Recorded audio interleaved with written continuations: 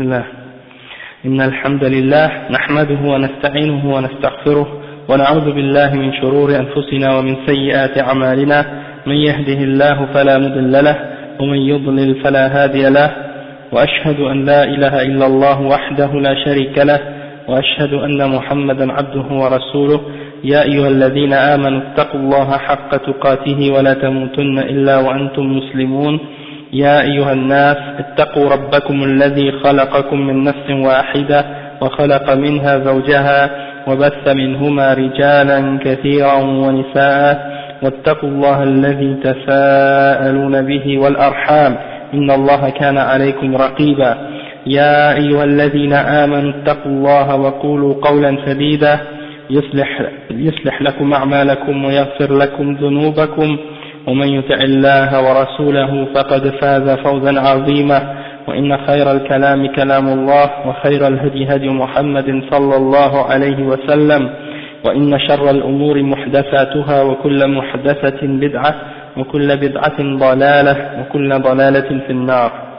أما بعد. Donc là on complète qu'est-ce qu'on avait commencé la semaine passée, Inch'Allah. On parlait encore de al-muwalat ou lil-mu'minin, le fait de s'allier avec les mu'minin, après qu'on ait déjà fini de clarifier qu'est-ce que c'est al-muwalat lil-kafirin. Là on fait al-muwalat lil-mu'minin, et on explique aussi en même temps certaines contradictions et certaines erreurs qui arrivent dans la compréhension de certains au sujet de al-muwalat ou al-mu'adad. Comme par exemple on avait expliqué que certains musulmans ils pensent que le verset qui dit لا ينهاكم الله عن الذين لم يقاتلوكم في الدين ولم يخرجوكم من دياركم أن تبروهم وتقسطوا إليهم إن الله يحب المقسطين، c'est-à-dire Allah ne vous interdit pas d'être bon et d'être juste envers ceux qui ne vous ont pas combattu à cause de votre religion et qui ne vous ont pas expulsé de vos maisons ou de vos demeures, de vos pays à cause de votre foi. Il y en a qui prennent ce verset-là pour nous essayer de dire que c'est permis d'aimer les kuffars et de s'allier avec les kuffars. Ouais, comme Al-Qardawi, comme on avait mentionné la dernière fois. Mais on a expliqué que ça, c'est pas du tout la signification du verset. C'est que le verset nous permet d'être bon et d'être juste, d'agir correctement avec eux, mais pas de les aimer. Parce que al-muwalat c'est une chose, et puis comme on dit, al-birr ou al-ihsan, c'est une autre chose. D'être bon et d'être juste et d'agir bien avec les gens, c'est une chose, mais d'aller jusqu'à de les aimer ou de s'allier avec eux, ça c'est une autre chose, et ça c'est uniquement, ça d'aimer et de s'allier, c'est uniquement pour les mu'minin, pas pour les kuffars. Après le cheikh il dit فالصلة والمكافأة الدنيوية شيء والمودة شيء آخر، لأن في الصلة وحسن المعاملة ترغيبا للكافر في الإسلام، فهما من وسائل الدعوة، بخلاف المودة والموالاة فهما يدلان على إقرار الكافر على ما هو عليه والرضا عنه، وذلك يسبب عدم دعوته إلى الإسلام. Et qu'est-ce que le cheikh explique ici là? En fait c'est très important à comprendre, c'est que le fait que par exemple on ait des liens avec des kuffars dans la dunya, que ce soit par le commerce, que ce soit par le fait d'avoir des interactions avec eux, ça c'est une chose, et le fait de les aimer c'est une autre chose. Et le fait que tu agisses bien avec un kafir, ça peut faire que la personne va accepter l'islam, ça peut faire que la personne va vouloir rentrer dans l'islam, et ça c'est bien. Tandis que de l'aimer dans ton cœur et d'avoir de s'allier avec la personne, de le supporter, de se mettre avec lui et de l'aimer dans sa religion et d'accepter qu'est-ce qu'il fait et qu'est-ce qu'il est, eh bien ça montre en réalité que tu acceptes le kafir sur le kufr qu'il est, et c'est comme si tu es satisfait de ça. Et ça c'est le contraire. Au lieu de l'amener à se convertir à l'islam, eh bien ça va faire l'effet contraire, c'est-à-dire qu'il va vouloir rester encore plus dans son kufr. Et ça, cette mentalité-là, malheureusement, elle est ancrée dans la mentalité de beaucoup de musulmans. Ils ont l'idée que chacun a sa religion, et puis qu'il ne faut pas essayer de convaincre une autre personne d'entrer dans l'islam. Ils disent parfois même un verset, lakum dinukum waliya din, c'est-à-dire à vous votre religion, à moi ma religion, et ils le mettent en dehors de son contexte, et puis ils essaient de faire comprendre que ta religion, c'est la tienne, elle est correcte, et puis moi j'ai la mienne, l'islam, c'est la meilleure, mais quand même la tienne aussi elle est quand même bien. Tu vois, c'est comme une façon de jouer avec ça là, mais ça c'est une mauvaise compréhension. Et même j'ai lu dans Majmou al-Fatawa, le volume 27 si je ne me trompe pas, Ibn Taymiyyah il a réfuté un des chiites qui utilisait ce verset là pour dire une chose pareille. Il essaie de dire que les juifs et les chrétiens ils ont leur religion, puis les musulmans ils ont leur religion, etc. Et Ibn Taymiyyah il l'a réfuté clairement, il lui a fait comprendre en fait que ce verset, lakum dinukum waliya din, c'est le dernier verset dans Surat Al-Kafirun. Et le verset il commence en disant Qul ya ayyuhal kafirun, dis ô vous les kafirun, c'est-à-dire ceux qui ont rejeté la foi. La a'budu ma ta'budun, je n'adore pas ce que vous adorez. C'est comme une bara'a, ce verset, c'est une forme de bara'a, c'est une forme de désavouement, que je te désavoue des kuffars et des mushrikines et de ceux qu'ils adorent. Maintenant, ce verset-là était révélé, d'après si tu regardes Asbab al-Nuzul, c'est que les mushrikines sont venus voir le prophète Muhammad sallallahu alayhi wa sallam, et ils ont dit au prophète sallallahu alayhi wa sallam, on va faire une entente entre toi et nous, que une année on va adorer nos idoles, puis l'autre année on va adorer Allah subhanahu wa ta'ala. Alors le prophète sallallahu alayhi wa sallam, Allah lui a révélé au prophète ce verset, c'est-à-dire قل يا أيها الكافرون لا أعبد ما تعبدون, je n'adore pas, ولا أنتم عابدون ما أعبد. Oui, c'est l'autre verset aussi. Donc ça c'est clair. Et quand tu dis par exemple je n'adore pas ce que vous adorez, qu'est-ce que ça veut dire? C'est-à-dire vous c'est-à-dire les mushrikoun, les kuffars, ils n'adorent pas Allah subhanahu wa ta'ala. Ils adorent soit une statue, une idole, ils adoraient à cette époque-là Allah, wa al-Uzza, wa Manat, wa Hubal et d'autres idoles qui existaient. Wa alaykum salam, wa ça va Isa, alhamdulillah. Donc tout ça c'était des idoles que les gens adoraient à l'époque, et maintenant, aujourd'hui, bon les chrétiens, les juifs, ils adorent Isa, Maryam, Joseph et toutes sortes d'autres idoles. C'est pas Allah subhanahu wa ta'ala qu'ils adorent. Donc, c'est comme si tu dis, bon, vous adorez ces choses-là, moi, alors que moi, j'adore Allah subhanahu wa ta'ala. Mon Dieu, c'est la vérité Allah. Tandis que vous, c'est le mensonge que vous adorez. Vous n'adorez pas ce que j'adore, moi j'adore la vérité, et vous, vous adorez le mensonge. C'est ça que ça veut dire. Donc, lakum dinukum al-batil, vous avez votre fausse religion, waliya din al-haq. Moi j'ai la religion de vérité. C'est ça que le verset veut dire. Ça ne veut pas dire t'as ta religion, j'ai la religion, et puis on est tous sur le haq. Donc il faut faire comprendre au kafir que tant qu'il est sur sa religion, tu n'es pas tu vas pas être, tu peux pas être avec lui dans une relation de fraternité et d'amitié jusqu'à ce qu'il ait accepté l'islam. Ça c'est qu'est-ce qu'on a expliqué depuis le début. Puis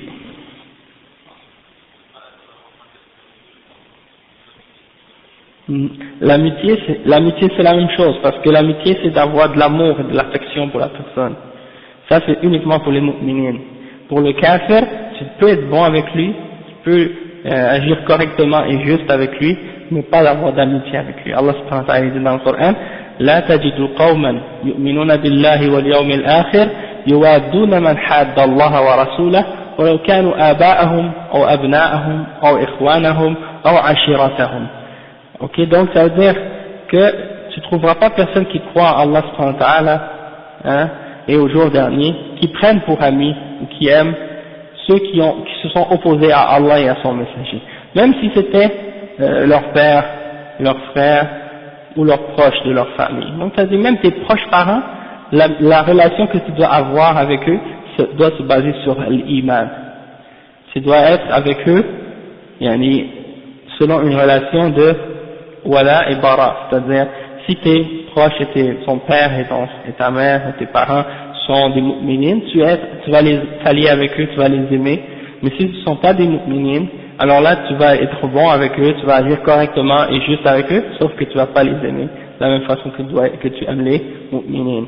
Et comme j'avais expliqué la dernière fois, il y a une amour qui est un amour naturel, qui est dans l'être humain. Ça fait partie de quelque chose de naturel qu'Allah a mis en l'être humain, c'est-à-dire l'amour qu'il a pour son père ou pour sa mère ou pour ses parents. Ça c'est naturel, il a peu de contrôle là-dessus. La même chose que l'amour qu'un homme a pour sa femme, d'accord? Peut-être que sa femme est une juive ou une chrétienne, c'est-à-dire elle est kafira, mais il ressent pour elle un amour comme un homme ressent pour sa femme. Sauf que l'amour qu'on parle nous, c'est un amour qui est un amour religieux, ça a rapport avec ad-din. C'est pas un amour juste naturel comme cet amour-là. Cet amour-là qui est naturel, elle n'est pas blâmée. L'amour qui est blâmé, c'est l'amour quand ça dépasse les limites de l'amour naturel, que ça devient quelque chose qui a rapport avec le din. C'est-à-dire tu vas voir tes parents qui insultent l'islam ou qui détestent l'islam, qui se moquent de la sunna, qui rejettent les choses de l'islam, puis là tu vas agir avec eux comme si rien n'était. Ça c'est pas normal. Il doit y avoir une certaine colère, pas colère, mais un certain rejet là, d'une certaine façon, tu dois agir avec eux de manière à ce que tu leur fasses comprendre que ils peuvent pas agir de n'importe quelle façon vis-à-vis de toi par rapport à ta religion. C'est comme, comment je pourrais dire, comme des sahaba, leurs parents c'était des mushrikins, hein, et certains d'entre les sahaba ont même dû combattre dans les batailles contre leurs parents, hein, et certains même d'entre les sahaba ont dû tuer leur père, parce que c'était soit que leur père allait les tuer ou que eux tuent leur père. Et c'est arrivé que certains d'entre eux, je pense que c'était Abu Ubaida ibn Jarrah qui a tué son père dans le combat, hein. Donc c'était pour dire que comme Allah subhanahu wa ta'ala il dit qu'au jugement dernier il n'y aura pas de lien de parenté entre les gens, au jugement dernier il n'y aura plus de lien de parenté. Fala ansaba baynahum yawma idin. Donc ça veut dire qu'au jugement dernier ce sera plus une question de père, mère, frère, sœur, tout le monde seront chacun pour soi au jugement dernier. Et donc dans le dunya Allah nous a mis avec ces relations là de père, frère, mère, sœur, oncle, tante et tout ça dans la dunya pour nous tester, hein, il nous a fait comme ça, il a donné des droits aux parents, des droits et des devoirs aux enfants, etc., des relations de sang, de respect entre nous. Tout ça c'est des tests qu'Allah nous donne pour voir comment on va agir entre nous, d'accord? Donc ça c'est important à comprendre. Puis le chef après il dit وكذلك تحريم موالاة الكفار لا يعني تحريم التعامل معهم بالتجارة المباحة واستيراد البضائع والمصنوعات النافعة والاستفادة من خبراتهم ومخترعاتهم. فالنبي صلى الله عليه وسلم استأجر ابن أريقط الليثي ليدله على الطريق وهو كافر، واستدان من بعض اليهود، وما زال المسلمون يستوردون البضائع والمصنوعات من الكفار، وهذا من باب الشراء منهم بالثمن، وليس لهم علينا فيه فضل ومنة، وليس هو من أسباب محبتهم وموالاتهم، فإن الله أوجب محبة المؤمنين وموالاتهم وبغض الكافرين ومعاداتهم. Donc le cheikh il explique également maintenant un autre aspect, il dit que de même que le fait de dire que c'est interdit de s'allier aux kuffars, ça ne veut pas dire que c'est interdit de faire des interactions ou du commerce avec eux, par exemple, avec les kuffars, dans ce qui est halal, hein, dans ce qui est permis, et d'importer des produits et des biens qui sont utiles, hein, et de profiter de leurs expériences et de leur connaissance dans certaines choses pour les utiliser. Ça c'est permis dans l'islam. Et le prophète sallallahu alayhi wa sallam il avait même loué les services de Ibn Urayqit al-Laythi, et c'était lui, c'était un mushrik, et c'est un guide que le prophète sallallahu alayhi wa sallam avait payé pour l'amener à Médine lorsqu'il a fait le hijra. Hein? Donc le prophète Mohammed sallallahu alayhi wa sallam est parti avec Abu Bakr as-Siddiq, et il a demandé à ce mushrik de l'amener pour prendre le meilleur chemin à travers les chemins du désert pour l'amener jusqu'à Al-Madinah al-Munawwara. Parce que si t'as pas quelqu'un qui connaît bien les routes, tu peux te perdre facilement. Hein? Donc il a pris son service et il l'a amené jusqu'à Al-Madinah. Donc ça prouve que c'est permis dans des exemples comme ça de prendre les services d'un kafir si c'est nécessaire. La même chose également, le prophète sallallahu alayhi wa sallam a même emprunté de l'argent de certains parmi les juifs, et lorsqu'il est mort, le prophète sallallahu alayhi wa sallam, il devait même, je pense, une somme d'argent à un juif avant de mourir. Il a dit, je pense, de remettre cet argent-là aux juifs. Et le prophète sallallahu alayhi wa sallam, donc, il a eu beaucoup d'interactions de cette façon, de commerce ou d'autres, avec les Yahoud, avec les juifs. Et le prophète, après le cheikh, il dit, et les musulmans ont toujours continué à faire importer des produits et des choses de la part des kuffars. Ils font importer des produits qui ont été fabriqués par les kuffars, et ça fait partie d'acheter des choses de payer pour acheter des choses, ça c'est permis dans l'islam. Et le fait qu'on achète de leurs marchandises, eh ben, c'est pas comme si on leur demandait la charité, on le paye avec de l'argent. Donc c'est quelque chose qu'ils n'ont aucun mérite à nous vendre ces choses-là. C'est quelque chose qu'on a payé avec de l'argent et étant donné que c'est du commerce, c'est tout à fait halal. Donc le cheikh il dit que ça, c'est pas des causes qui amènent à les aimer et à les allier. Ça c'est quelque chose qui a rapport avec des relations économiques qui sont halal.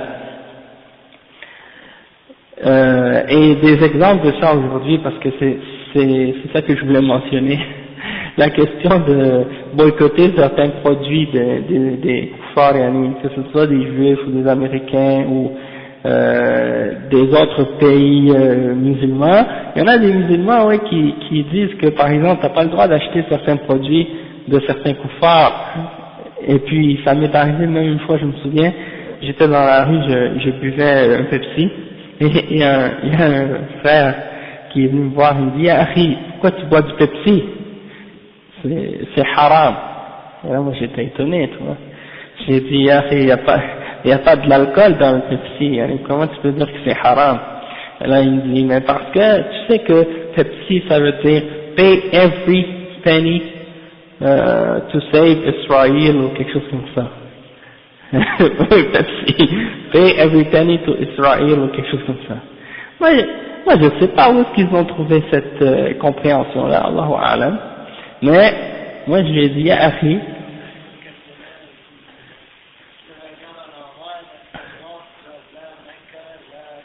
ah oui, j'ai entendu ça aussi. Donc c'est ça. Donc ils essaient de te faire croire que il y a toutes sortes de complots là dans le fait d'acheter du Pepsi, que tu aides, c'est comme le frère Fouad tout à l'heure, il disait qu'il était quelque part, puis quelqu'un était allé acheter un Pepsi, puis quelqu'un était venu le voir, il lui a dit, mon frère, pourquoi tu achètes le Pepsi? Il disait, est-ce que tu sais que chaque fois que tu achètes une canette de Pepsi, c'est comme si tu achetais une balle de fusil pour tuer un musulman? Alors là, le frère lui a répondu, lui a dit, ah ouais? Il a dit, toi c'est quoi ta voiture? Alors il a dit, bah c'est une GMC. Il a dit, tu vois, si moi j'ai acheté une balle de fusil, toi t'as acheté un missile. Parce que t'as acheté une grosse voiture là. Non mais c'est juste pour dire que ces histoires-là, c'est pas fondé. Et les ulama, ils ont fait des fatwas là-dessus, ils ont expliqué que c'est permis pour les musulmans d'acheter puis de vendre, même si c'est avec des kuffars, des juifs ou des américains ou autres pays. Puis la question de boycott, c'est pour les États, c'est-à-dire c'est les États qui décident. c'est-à-dire de boycotter un pays ou non, mais c'est pas les individus dans le pays qui décident de faire ça.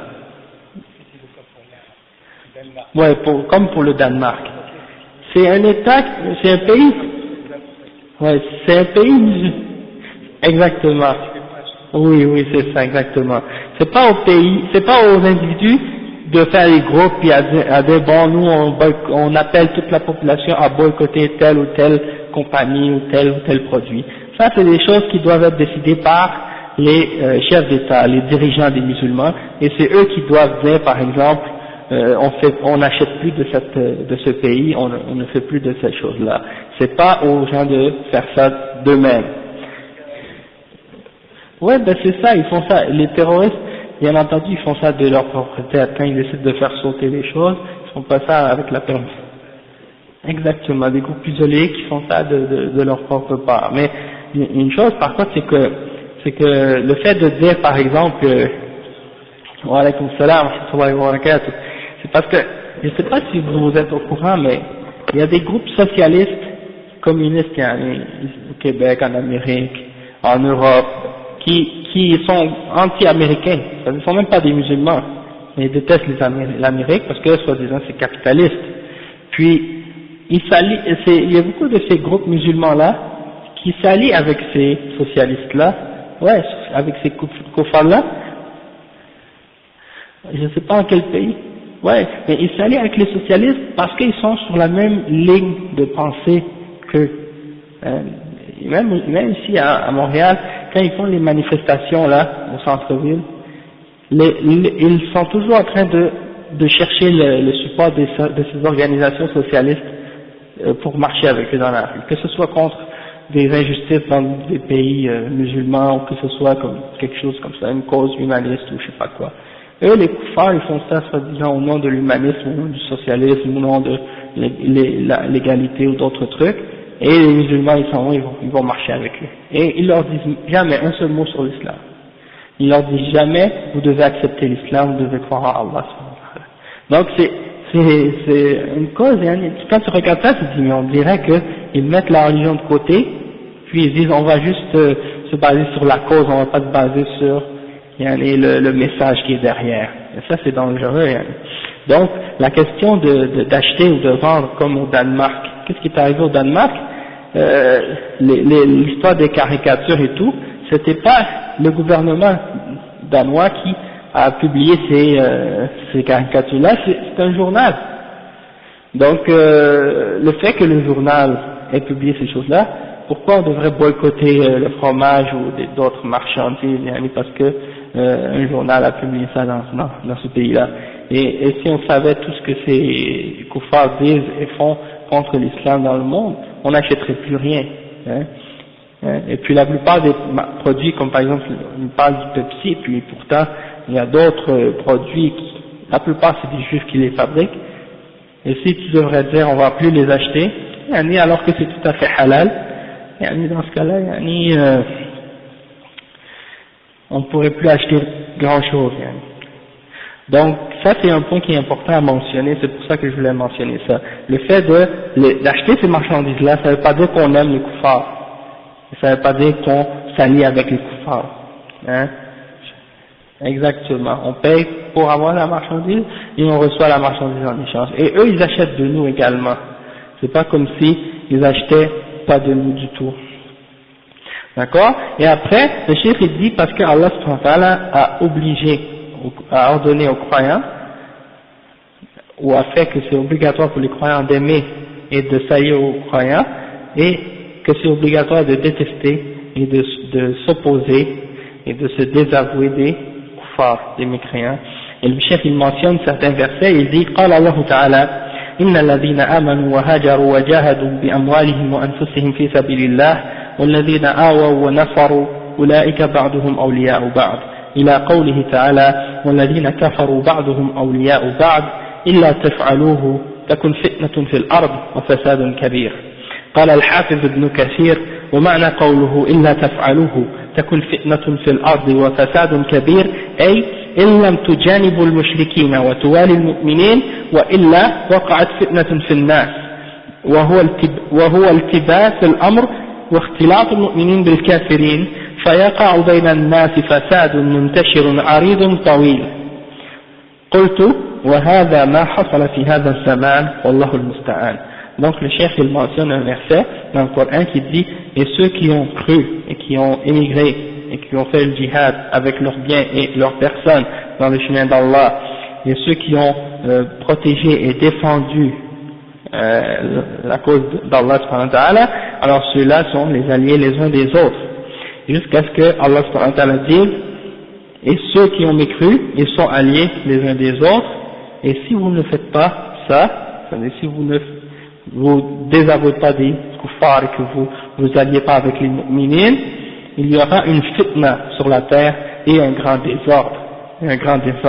Et le chef il mentionne les paroles de Al-Hafiz ibn Kathir dans son tafsir, et il dit que la signification du verset وَإِلَّا إِلَّا تَفْعَلُهُ تَكُنْ فِتْنَةٌ فِي الْأَرْضِ وَفَسَادٌ كَبِيرٌ, que si vous ne le faites pas, il y aura une fitna sur la terre, il y aura un désordre sur la terre et il y aura une fitna. Il dit que ça signifie le fait que toutes les choses deviennent confuses et mélangées entre les kuffars et les mu'minin. C'est-à-dire on ne peut plus distinguer qui est le kafir, qui est le mu'min, parce que tout le monde est mélangé et tout le monde se ressemble, tout le monde s'allie les uns des autres, les mu'minin avec les kuffars, donc tout devient confus comme c'est la situation actuellement.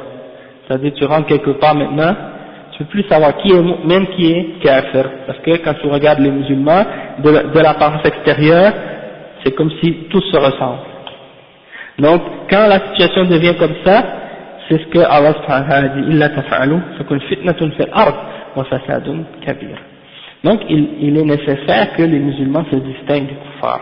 Pas juste du fait qu'ils sont musulmans dans leur cœur, mais également que, extérieurement, par leur façon de s'habiller, par la barbe par exemple, par le qamis, par le fait de suivre la sunna, quand tu rentres quelque part, tu vois quelqu'un, tout de suite tu sais, ah, lui c'est un musulman. Comme ça, tu rentres, tu dis assalamu alaikum. Donc il y a une certaine distinction là. Sinon, tu rentres quelque part, tu vois des gens de différentes origines, de différentes religions, tu sais pas qui est quoi, qui est où, tandis que, et ça c'est une fitna. En fait, tu rentres dans l'autobus, tu rentres dans le métro, tu rentres quelque part, tu peux pas savoir qui est musulman, qui est pas musulman, tout le monde est mélangé. Et à part si c'est une femme qui porte le hijab, là tu peux savoir oui c'est une musulmane. Mais des fois il y a des femmes musulmanes qui portent même pas le hijab. Donc ça, dans ce cas-là, des fois tu peux même pas savoir. Sallallahu alayhi wa sallam. Exactement. Et ça c'est la situation actuellement, parce que les musulmans, si quelqu'un se distingue pas des kuffars, je dis pas dans un pays musulman, tout le monde sait que tout le monde est musulman. Dans un pays musulman, tout le monde sait, parce que tu marches dans la rue, tu vois des gens, salam alaikum, salam alaikum. Quand je me rappelle quand j'étais à Médine, tu rentres quelque part, un magasin, salam alaikum. Tu rentres dans la mosquée, salam alaikum. Tu marches sur le trottoir, quelqu'un passe à côté de toi, salam alaikum. Tout le monde, partout, tout le monde est musulman. Ah, peut-être pas, non. En tout cas, mais là-bas, à Médine, quand j'étais là-bas, je dis salam à tout le monde me répond wa alaykoum salam. Même à un tel point que quand je revenais ici, à Montréal, pour les vacances, j'avais gardé l'habitude, des fois, je marchais dans la rue, je voyais un kafir, et sans réfléchir, je disais assalamu alaikum. Parce que j'étais habitué à saluer tout le monde. Puis là, j'arrive ici, puis je vois que les gens disent, oh non, c'est vrai, pourquoi? Ils disent, subhanallah, c'est un kafir, pourquoi je dis salam? Mais c'est ça, tu vois, des fois, donc, le fait d'être ici, c'est la fitna. C'est sérieux, c'est la fitna d'être avec les musulmans. Mais dans d'autres pays, comme le frère il dit, c'est pas partout comme ça. Mais c'est une, ah oui. Ah, subhanallah, tu vois. Mais malheureusement, j'en ai pris le fait de ressembler au café, c'est un prestige. Ouais, c'est vrai. De distinguer les cafés, par exemple, ça c'est grave, ça c'est, comme le père il dit là, c'est la réalité. C'est-à-dire que maintenant c'est rendu que dans certains pays musulmans, comme le père dit, si quelqu'un veut montrer qu'il est important, qu'il est plus élevé socialement, qu'il est plus sérieux, je sais pas quoi, il doit s'habiller à l'occidental. Et puis, s'il parle français, hein, alors ça veut dire encore plus qu'il est encore plus important, bien éduqué. S'il parle seulement l'arabe, il ne vaut pas grand chose. Hein, s'il s'habille avec les vêtements traditionnels de son pays, qui sont des traditions musulmanes, ils vont dire, ah, lui, c'est un gars ordinaire. Tandis que s'il fait partie de la haute société, là, hein, ils vont dire, ah, lui, là, c'est une personne éduquée, il est occidentalisé, il est bien, donc c'est ça. Et les koufars, c'est ce qu'ils veulent. Ouais, c'est là une question. Oui, il y a la question d'argent, mais il y a une erreur là-dedans aussi, c'est que de penser que le fait qu'on ait de l'argent, ça veut dire qu'on peut pas être un bon musulman, et qu'on doit automatiquement, le fait qu'on ait de l'argent et qu'on veut vivre bien, qu'on doit vivre comme un kafir, un mécréant. Et ça c'est faux. Beaucoup parmi les sahaba c'était des riches, ils étaient des commerçants, ils avaient de l'argent, malgré tout ils savaient qu'ils devaient par exemple utiliser leur argent dans le halal et utiliser leur argent que Allah leur a donné, hein, d'une façon pour être reconnaissant envers Allah subhanahu wa ta'ala, hein. Donc c'est la conception de certains que je dis, si tu as de l'argent, si tu vis bien, tu dois vivre comme les kuffars, sinon tu dois pas, tu n'es pas tu suis pas le bon chemin. Et les kuffars, c'est ce qu'ils veulent. Ils veulent qu'il y ait une classe sociale qui apparaisse dans les pays musulmans, qui sont éduqués à l'occidental, qui possèdent l'argent et le pouvoir et tout, et puis qui commencent à établir une certaine norme pour le reste du peuple. C'est-à-dire, ils vont servir d'exemple pour les autres musulmans qui sont pauvres dans ce pays-là. Et donc, tous les musulmans dans la société, quand ils regardent, ils vont regarder eux, et ils vont pointer du doigt ces gens-là pour dire, voilà ce que je veux devenir, voilà l'exemple à suivre, voilà le modèle auquel il faut essayer d'aspirer, puis essayer de ressembler à ces gens-là. Et ça, c'est ça qui arrive maintenant. C'est-à-dire, on les met à la télévision, on les met dans les émissions, dans les émissions dans les pays arabes ou non arabes, on te met un exemple d'une certaine catégorie de la société, une certaine classe sociale, puis la plupart du temps c'est des gens occidentalisés qui suivent pas l'islam, et on te met ça à la télé pour dire voici comment la famille idéale musulmane, arabe, de tel pays doit agir, et doit penser, et doit vivre, comment ils doivent éduquer leurs enfants. Si ton enfant a fini le collège ou je sais pas quoi, il faut être capable de payer l'éducation pour l'envoyer en Amérique ou en Europe pour continuer ses études. Il va faire sa maîtrise, son doctorat, etc. S'il veut, il revient, sinon. Et puis si c'est une fille, ben c'est pas grave, tu l'envoies quand même, sans mahram, toute seule. Ouais, égalité, soi-disant, comme ils disent. Et puis là, il va se mélanger avec les gars, les filles et tout le monde se mélange. Là, c'est ce qui se passe. Maintenant, on voit ces jeunes-là qui viennent étudier qui viennent des pays musulmans, qui viennent étudier ici, à Montréal ou à d'autres villes, et tu les vois, c'est des gens perdus complètement. Et si tu essaies de savoir s'ils sont musulmans, des fois, tu as de la difficulté à savoir. Parce que dans leurs accents de façon de parler, on dirait qu'ils essaient de parler comme les juifs. Et ils essaient d'agir comme les juifs, par rapport au Fekari. Donc, c'est triste, hein. C'est triste de voir cette chose-là. Et tout ça, ça vient du fait que des musulmans, ils n'ont pas compris al-wala wal-bara. Wa alaykum salam wa rahmatullah. Ils n'ont pas compris al-wala wal-bara. Ils n'ont pas compris, premièrement, al-tawhid, la plupart d'entre eux, je pense qu'ils connaissent même pas qu'est-ce que ça signifie. Dans ces familles-là, comme une fois le cheikh Ibn Uthaymin avait dit, beaucoup de ces familles-là, c'est des familles musulmanes traditionnelles. Wa alaykum salam wa rahmatullah. Leur éducation, à la base, c'est des soufis. Souvent, c'est des familles, si tu remontes, tu vois, ce sont des soufis. Ok? Et eux, ces gens-là, la pratique de l'islam, c'est pas, tu peux voir les parents, les parents sont des gens très très pieux, très religieux, hein? La mère, le père, c'est des gens qui prient tout le temps, font le zikr, avec des bid'a et toutes sortes de mauvaises conceptions. Puis les enfants, si tu les regardes, tu vas te dire ça, c'est des petits Américains, des petits Européens là. Tu veux pas savoir, tu peux même pas savoir même est-ce que ces enfants-là, c'est les enfants de ces gens-là. Mais on dirait qu'ils sont d'une autre famille complètement. Ouais, c'est ça, entre les deux, là, il y a comme un saut de génération, il y a un chaînon manquant, là. Il y a quelque chose, là.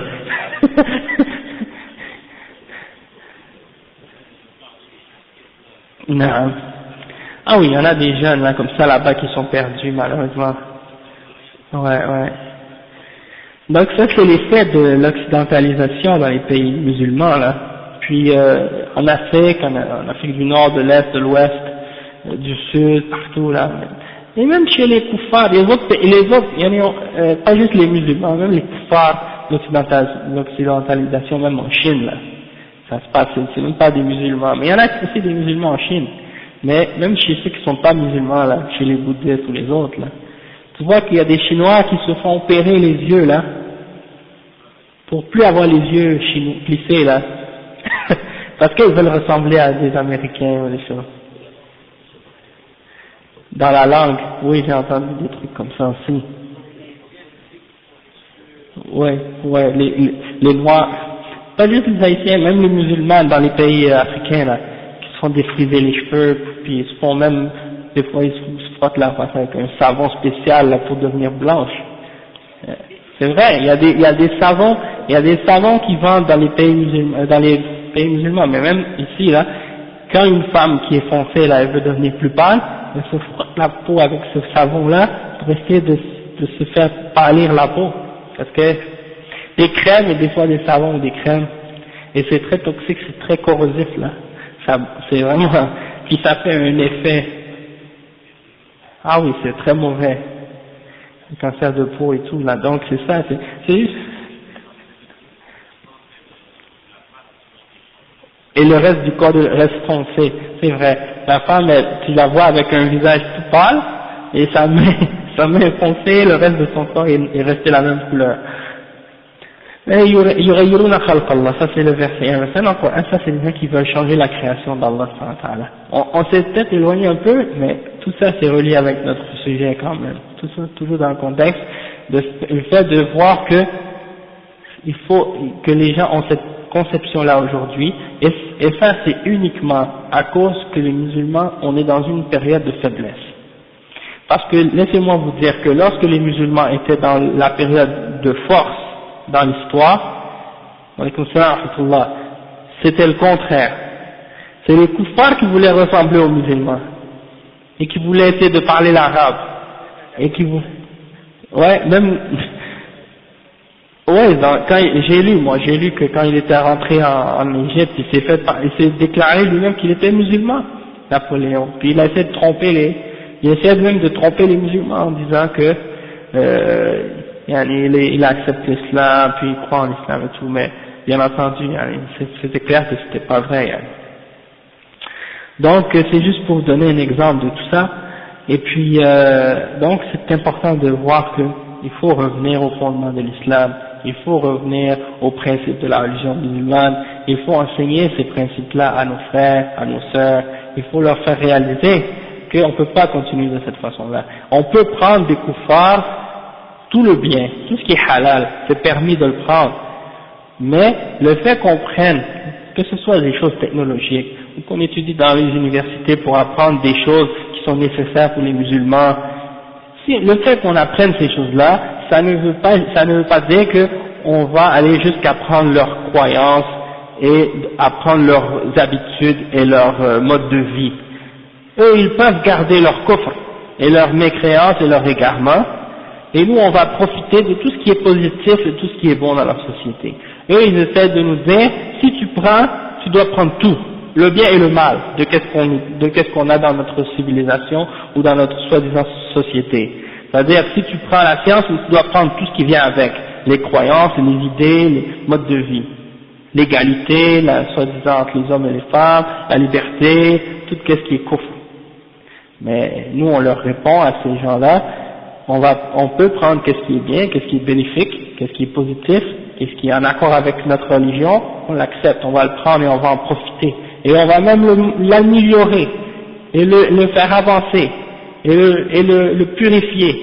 Mais le reste, que ce soit dans vos idéologies qui sont contraires à notre religion et au fondement de notre croyance, toutes ces choses-là on les rejette et on vous les laisse. Et on vous demande à vous d'accepter l'islam et d'entrer dans l'islam et de devenir musulman avec nous, hein, et comme ça on sera des frères sur le droit chemin. C'est ça qu'on doit dire à ces gens-là, hein, et ça c'est très important. Après le cheikh il dit aqsamun nas fima yajibu fi haqqihim min al-wala'i wal-bara'.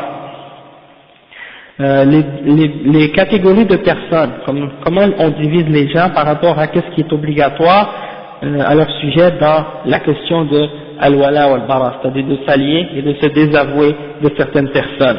Le cheikh il a divisé les gens en trois catégories. Ceux qu'il est obligatoire d'aimer et de s'allier avec eux. Ceux qu'il est obligatoire de détester et de se désavouer d'eux. Et une autre catégorie, c'est ceux qui sont entre les deux, c'est-à-dire qui sont musulmans, mais qui font des mauvaises choses ou qui font des contradictions. Ceux-là, on doit les aimer d'un point de vue et les détester d'un point de vue. On va voir les détails de ça, Inch'Allah.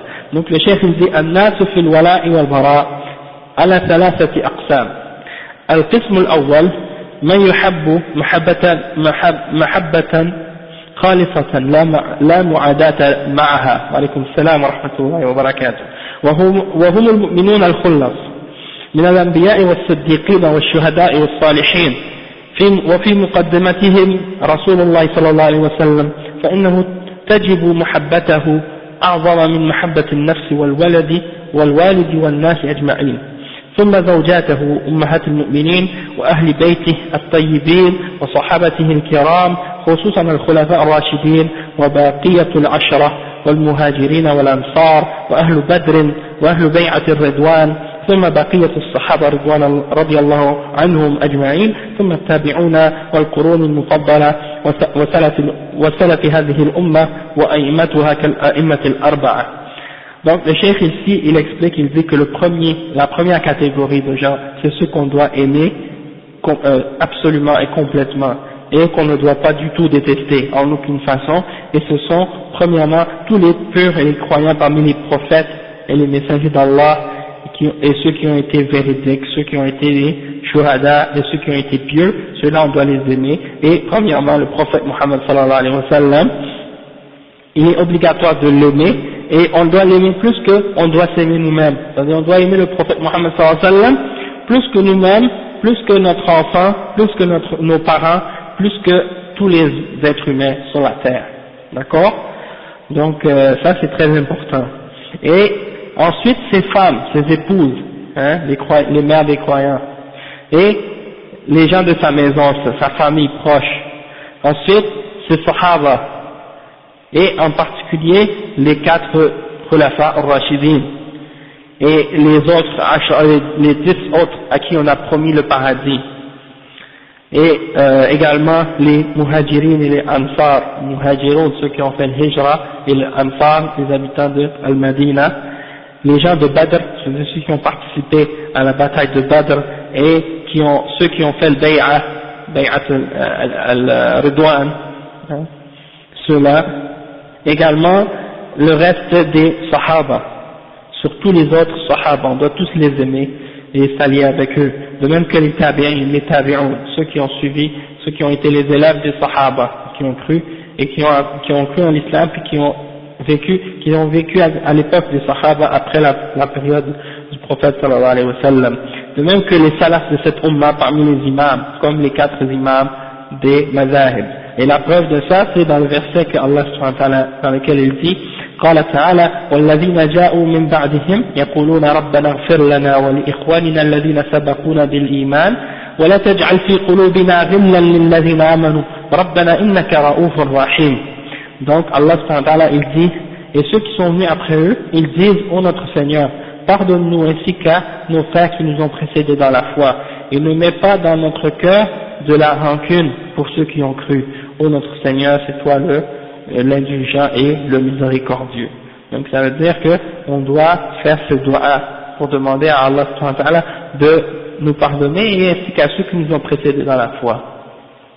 Et le cheikh il dit ولا يبغض الصحابة وسلف هذه الأمة من في قلبه إيمان وإنما يبغضهم أهل الزيغ والنفاق أعداء الإسلام كالرافضة والخوارج Nasallallahu al-afiyah. Donc le cheikh il dit que personne parmi cette umma ne doit aimer, personne parmi cette umma ne doit détester les sahaba et les khalaf de cette umma s'il a de la foi dans son cœur. Donc celui qui déteste les sahaba et les salaf, c'est celui qui n'a pas de foi dans le cœur. C'est les gens qui sont comme les gens d'égarement et d'hypocrisie, les ennemis de l'islam, comme les Rafida et les Khawarij. Les Rafida, c'est les Shi'a, une des sectes parmi les sectes des Shi'a, et ceux-là, ils détestent les Sahaba et ils les maudissent, et ils croient que ça fait partie de l'islam de les maudire. Et ces gens-là, l'imam Malik a déclaré que ce sont des kuffars, et non seulement l'imam Malik, beaucoup d'entre les autres parmi les imams. Et la preuve que l'imam Malik a mentionné pour dire que c'est un kafir, il a dit le verset dans Surat Muhammad sallallahu alayhi wa sallam, c'est le verset qui dit Muhammad Rasulullah walladhina ma'ahu ashidda'u 'ala al-kuffar ruhama'u baynahum, et la partie du verset qu'il a utilisé c'est liyaghiza bihim al-kuffar. Donc Allah subhanahu wa ta'ala dans ce verset là il a dit c'est dans le dernier verset dans Surat Muhammad, il y a un endroit où Allah subhanahu wa ta'ala il dit et il met la haine ou la colère dans le cœur des kuffars à cause des sahaba. Donc l'imam Malik a dit toute personne qui les déteste, eh ben il entre dans cette description là, c'est-à-dire qu'il est un kafir, parce que Allah a mis la haine dans leur cœur. Et Allah subhanahu wa ta'ala a parlé d'eux, il dit والسابقون الأولون من المهاجرين والأنصار والذين اتبعوهم بإحسان رضي الله عنهم ورضوا عنه. Donc Allah subhanahu wa ta'ala les a agréés, les sahaba et ceux qui les ont suivis. Donc tu ne peux pas les détester puis prétendre être un mu'min.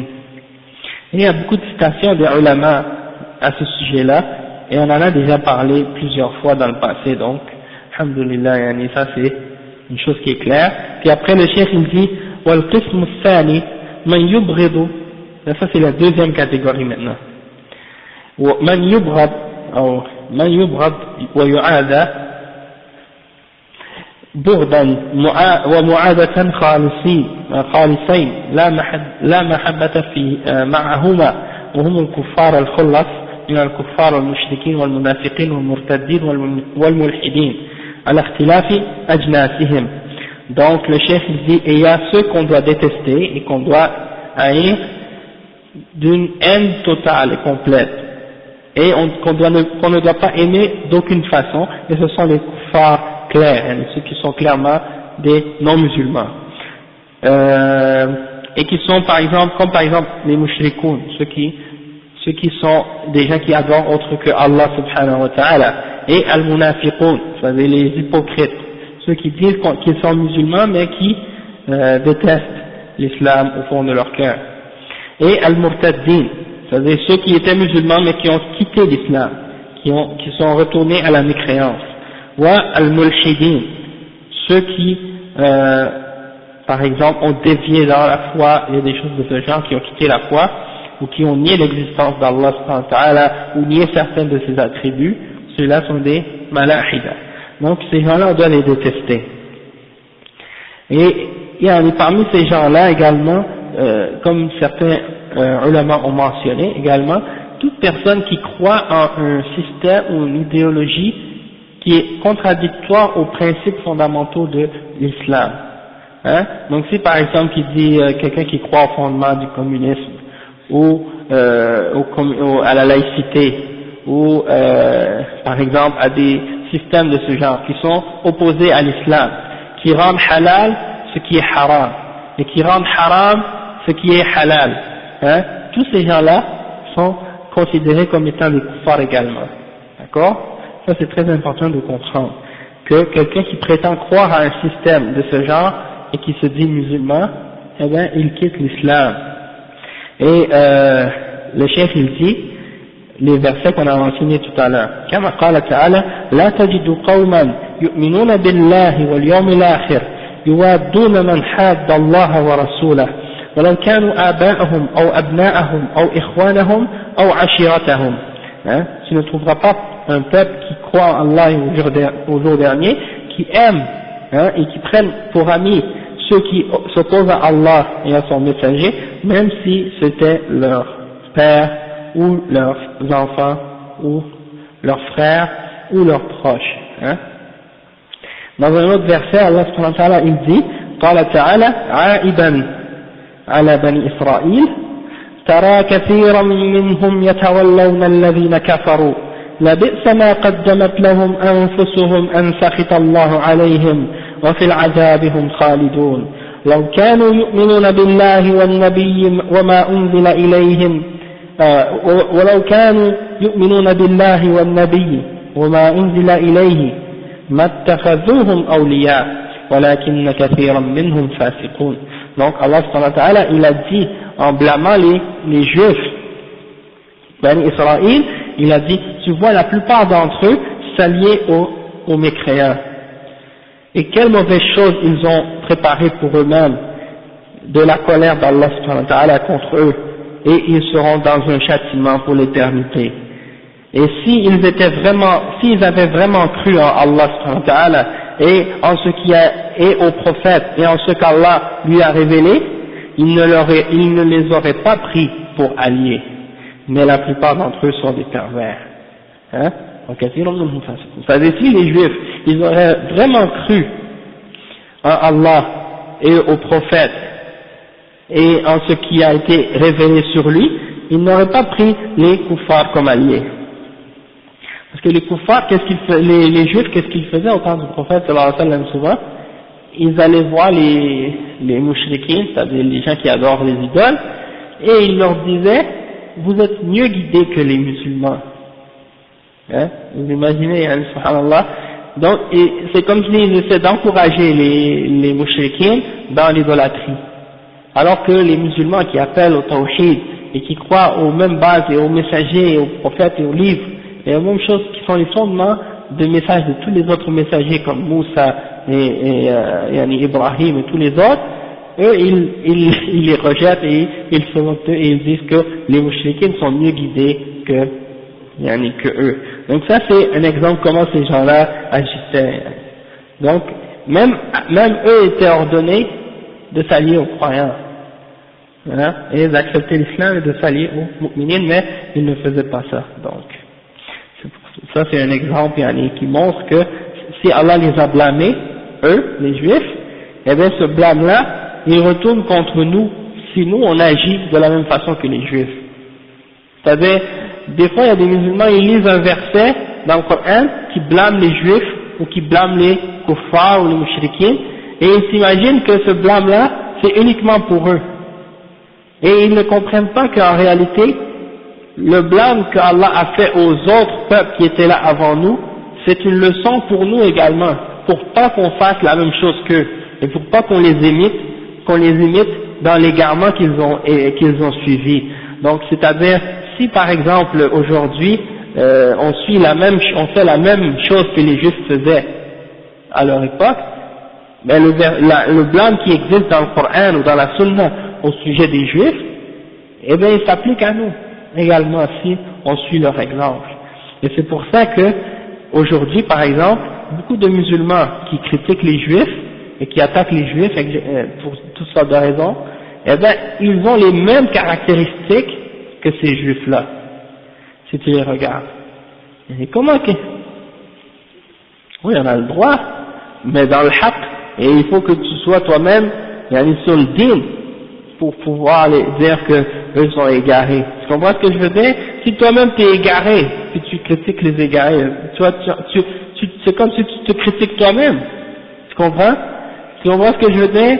Comme par exemple, maintenant, il y a des musulmans qui sont en Palestine, mais ils détestent les Juifs, pas pour Allah, pas parce que ce sont des kuffars, uniquement parce qu'ils ont pris leur terre. Question politique, c'est pas pour le din, ça n'a rien à voir avec le din. Exactement, ils se servent de le din, exactement, ils se servent de la religion comme un prétexte pour le détester, alors qu'en réalité, la vraie raison, c'est juste parce qu'ils ont pris leur terre, parce que s'ils n'auraient pas pris la terre, ils seraient les meilleurs amis avec eux.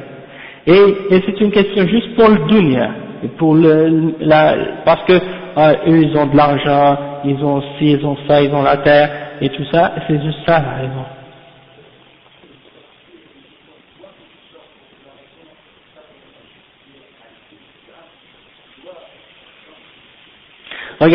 Regarde maintenant, je te donne un exemple. On va dire que n'importe quel pays là, la Chine envahit le Tibet. Et là, les Tibétains, ils veulent leur indépendance. C'est normal que les Tibétains détestent les Chinois. Est-ce que c'est à cause de leur religion? Non. C'est quelque chose qui a rapport avec le territoire et la dunya. Bon, maintenant, les Juifs qui envahissent la Palestine, c'est normal que les Palestiniens détestent les Juifs pour cette raison. Sauf que c'est pas une raison, si c'est pas pour le din, c'est pas valable. Tu comprends ce que je veux dire? Donc, quand tu vois des musulmans par exemple, qui font pas la salat, hein, qui respectent même pas les règles de l'islam, et peut-être même ce sont des laïcs, ou bien même des communistes, croient même pas à Allah subhanahu wa ta'ala, puis ils détestent les juifs, ils parlent contre les juifs et tout, mais ils sont pires que les juifs parce qu'ils ont la même croyance que les juifs, et ils comprennent l'arabe, ils comprennent le Coran, hein. Exactement, il y a plein de Québécois qui sont aussi américains, ils croient même pas en l'islam. Et quand il y a eu les attentats terroristes, hein, contre les États-Unis, ils étaient contents, ils se sont réjouis.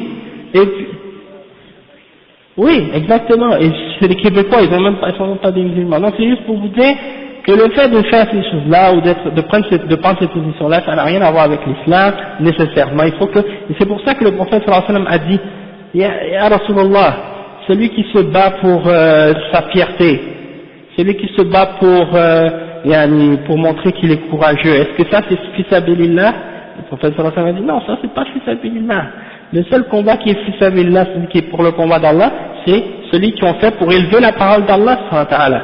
Et si vous regardez les paroles de l'imam Ibn Taymiyyah dans son livre Ar-Radd al-Bakri, qu'il a récité le Soufi al-Bakri là-dedans, eh bien, il a parlé de ça en détail, il a expliqué des situations, il a montré des cas où certains musulmans ont la même aqida que les chrétiens par rapport aux soufis.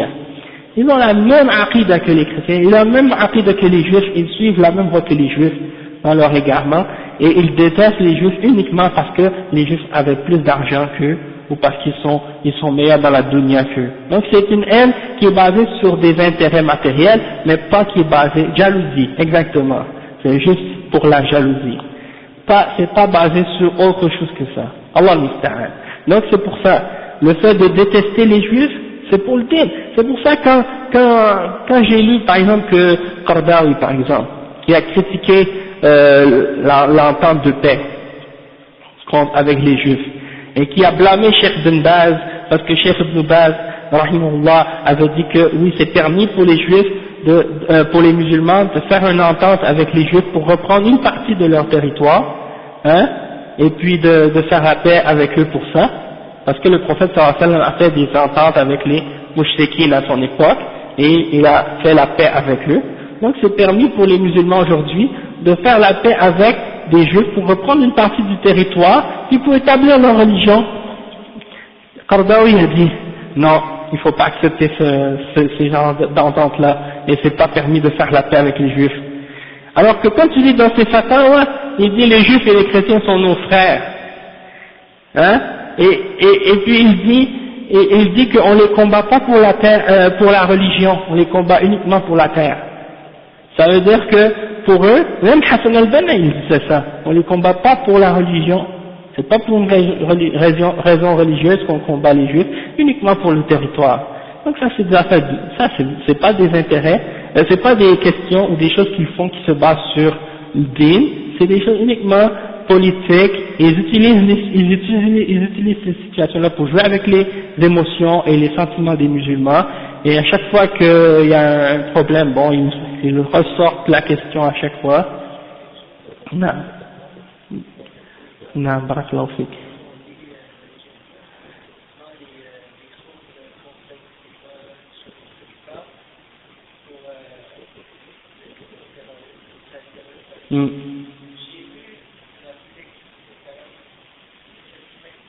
Abdel Salam Maniaoui, l'Égyptien là.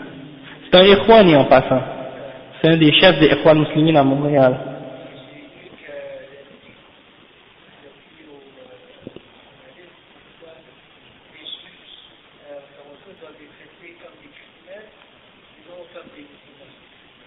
Ouais.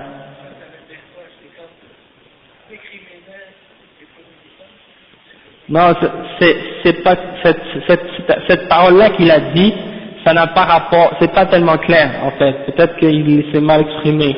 Allahu a'lam. Mais il y a une chose, par exemple, que je veux clarifier là-dessus, c'est que nous, quand on dit que on est contre les attentats terroristes, et quand on dit que ces choses-là, c'est interdit de les faire et que c'est rejeté, on dit pas ça parce qu'on aime les kuffars. Hein? Quand on rejette le terrorisme et quand on dénonce le terrorisme, on fait pas ça non plus parce qu'on a peur des kuffars. Quand on dénonce ces choses-là, on le fait parce que on croit que ça c'est contraire au Coran et à la Sunna, et que c'est contraire à la voix du prophète sallallahu alayhi wa sallam, et que c'est quelque chose qui est rejeté dans l'islam, pas pour faire plaisir aux kuffars. On n'a aucun intérêt à vouloir leur faire plaisir avec nos bouches et à leur mentir qu'on n'est pas d'accord avec le terrorisme, alors que ces gens-là, la plupart de ces groupes islamistes-là qui parlent dans les médias et tout, la plupart du temps ils disent ouais on est contre le terrorisme, alors que c'est eux qui subventionnent le terrorisme puis sont derrière les terroristes et qui approuvent leurs actions ou qui essaient de les justifier. Alors que nous, si tu regardes toutes les paroles de nos ulama salafis maintenant, hein, depuis toujours, ils ont toujours dénoncé ces choses-là, depuis avant même le 11 septembre, ils ont toujours dénoncé ces attentats et ces attaques-là. Et ils continuent jusqu'aujourd'hui à dire que ça c'est contraire à l'islam. Hein. Donc, même les attentats kamikazes, Cheikh Ibn Uthaymin, Cheikh Ibn Baz et tous les autres, ils ont toujours dit ça c'est haram, ça c'est un suicide, celui qui va se faire sauter avec des bombes comme ça, il se suicide, il n'est pas considéré comme un shahid.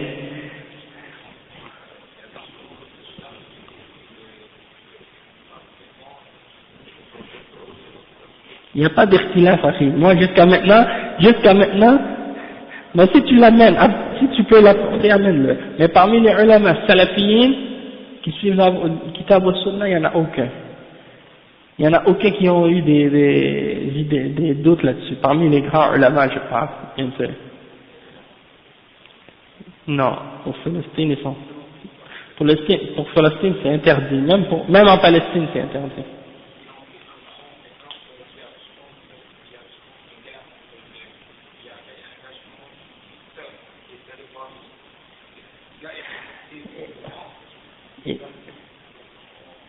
Ok. Non, j'ai entendu ça déjà. Mm-hmm.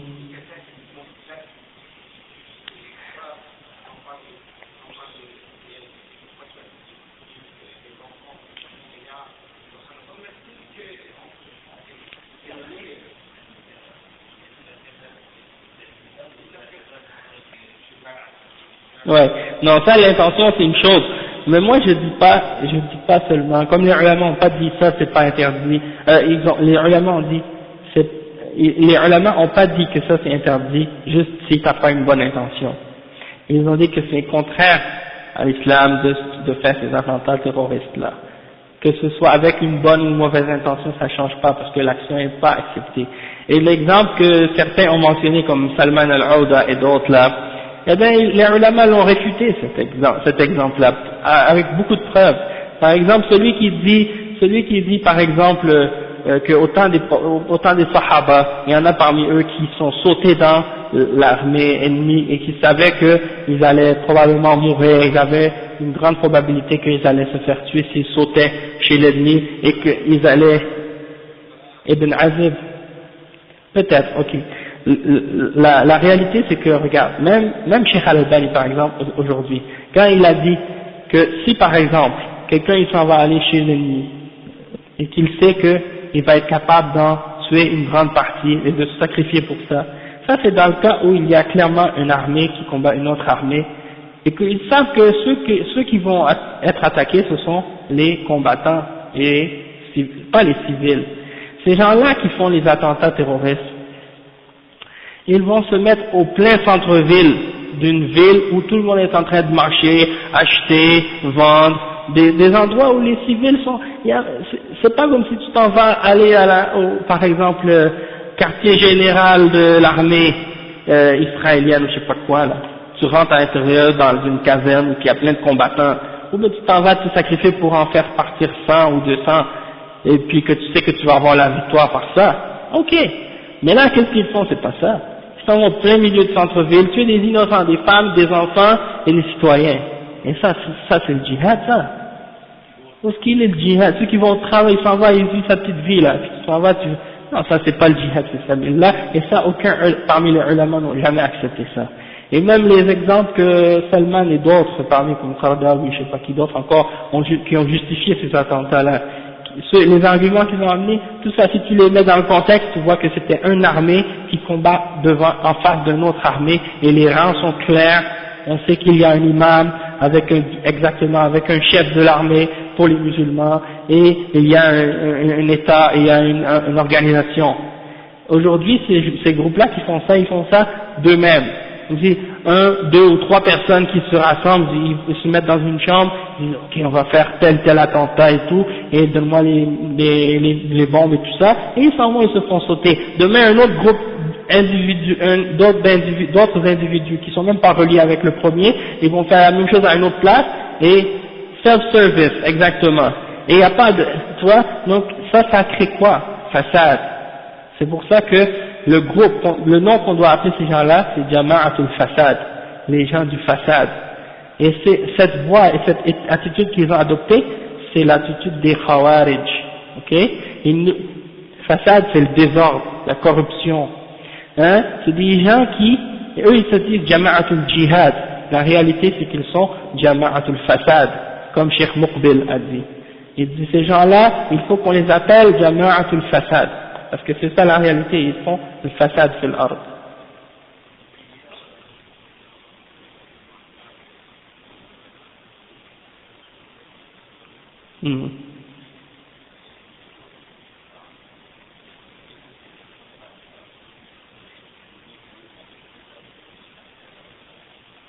Ah ok, donc il disait qu'elle est contraire, mais les autres sont pas contraires.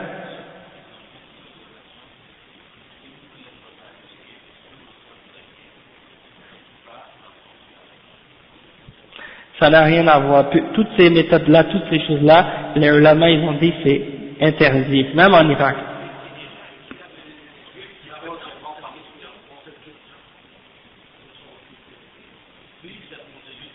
Oui, ça, ils sont occupés. Oui, vas-y.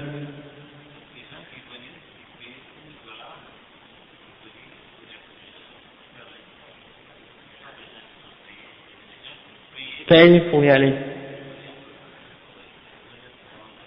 Ah, ok, des Américains, des mercenaires américains, des musulmans, des kamikazes là, ils payaient pour y aller, subhanallah, Allah al-musta'an.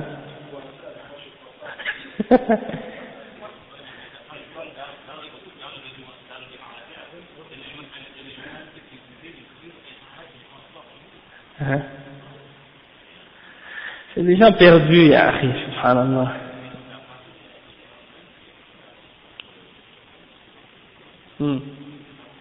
Ya akhi, ça c'est des gens perdus, exactement. Ouais. C'est une responsabilité. Taïb, on va revenir. C'est pour les ulama en passant au sujet de qu'est-ce qui se passe en Irak.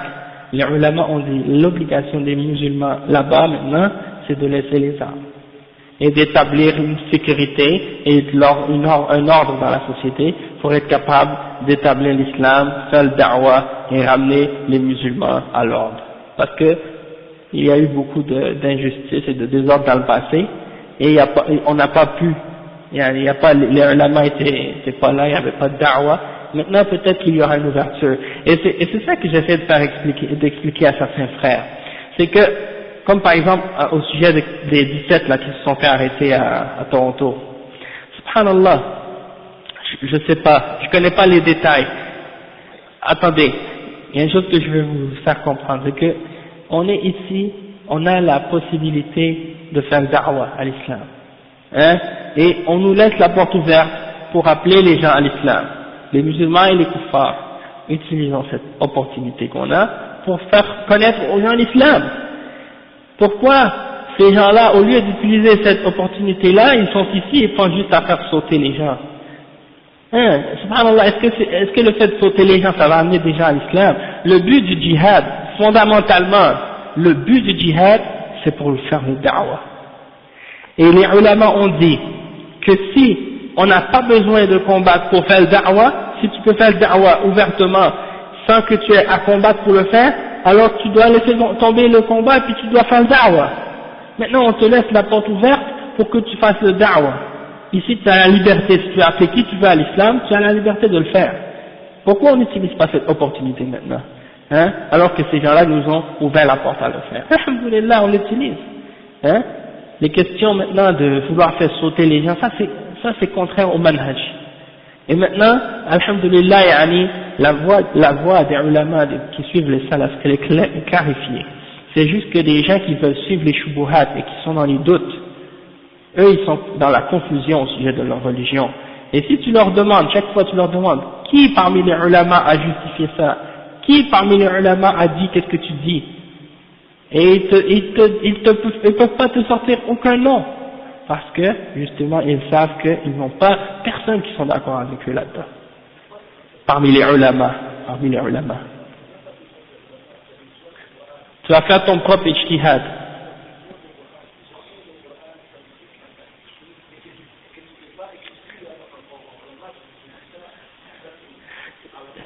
Ça c'est une chose, mais il y a des gens, ils vont prendre le Coran et la Sunna, et il va l'interpréter à sa façon. Il lit un verset qui dit, il dit par exemple, Allah dit dans le Coran, Kutiba alaykumul qital wa huwa kurhun lakum, wa a'iddu lahum mastata'tum min quwwa. Il lit ça dans le Coran. Ça y est, bon, je m'en vais me préparer tout seul. J'ai acheté des armes au noir. Je vais m'acheter quelques dynamites ou quelques bombes. Et là, je me prépare moi-même, comme Allah dit dans le Coran. Ça, c'est ça la compréhension du Coran. Allah subhanahu wa ta'ala dit, Fas'alu ahla dhikri, in kuntum la ta'alamoun. Demandez aux gens du ilm, aux ulama si vous ne savez pas. Demandez à ceux qui savent. Ahla dhikr. Hein? Et il dit, Allah subhanahu wa ta'ala, hein? Ya ayyuhalladhina amanu ati'u Allah wa ati'u ar-rasul wa ulil amri minkum. Hein? Obéissez à Allah et obéissez à son messager, et à ceux d'entre vous qui détiennent les commandements. Les ulama de tafsir, ils ont dit, ulil amri minkum, ce sont les ulama. Hein? Pas n'importe quel, bien entendu, mais ceux qui suivent le Coran et la Sunna selon la voie des salafs, selon la compréhension des salafs, et non les gens de bid'a. Parce que les gens de bid'a, ils suivent leur passion, et ils veulent toujours essayer de permettre ce qui est haram et interdire ce qui est halal. Donc c'est ça les faits qui est important à comprendre. Et là, après, le cheikh il dit, وَالْقِسْمُ الثَّالِث, on retourne au sujet, le cheikh il dit là, et la troisième catégorie, مَنْ يُحَبُّ مِنْ وَجْهٍ وَيُبْغَضُ مِنْ وَجْهٍ فيجتمع فيه المحبة والعداوة وهم عصاة المؤمنين يحبون لما فيه من الإيمان ويبغضون لما فيه من المعاصي ومن المعصية التي هي دون الكفر والشرك.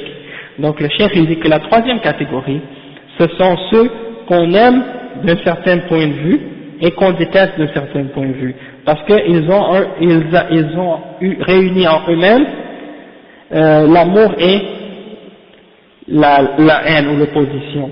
Et ce sont les pécheurs parmi les musulmans. Les pécheurs ou bien aussi les gens de bid'a qui rentrent dans ça. On les aime parce qu'ils ont la base de la foi, ils sont des mu'minines, mais on déteste leurs péchés et on les déteste à cause de leurs péchés et des choses de ce genre. On les déteste d'un certain point de vue, mais on les aime aussi étant donné que c'est des mu'minines. D'accord? Donc,